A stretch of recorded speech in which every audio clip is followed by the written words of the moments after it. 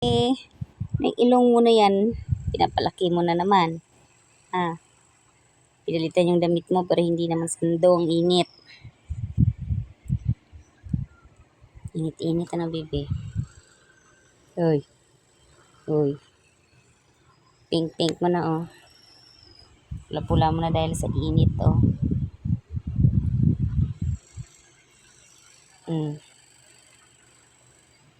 Kasama niya kanina doon sa nung kasabay ko na si is nung nung 25. Pinapaarawan nila yung umaga yung baby. Sunog ang mukha, ng sunburn, itim-itim ba naman ang mukha ng baby. Init-init ng panahon, itinatapat sa araw yung mukha. Hala. Hindi ka pa nag-barf kasi eh. Kapapalit ka ng damit niya. Sukahan niya na.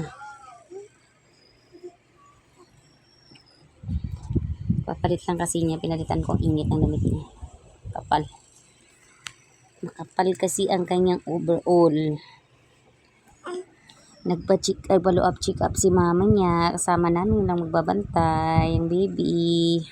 Baby breastfeed nga ako pero pinapump ko naman. Ito yung gatas ko.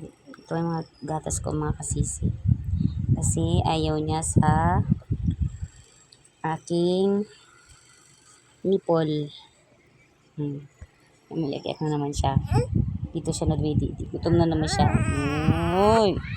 Gutom na naman ang baby na yan. Gutom na naman. Tinanggal, wala siyang unan para magtiping ang ulo. Init baby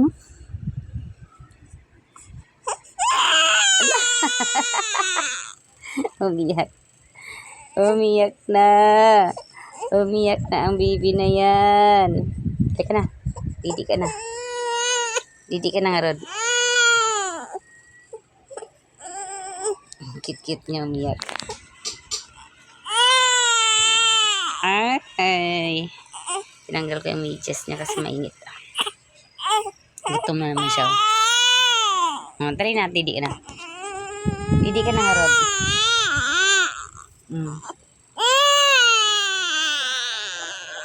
Oo na.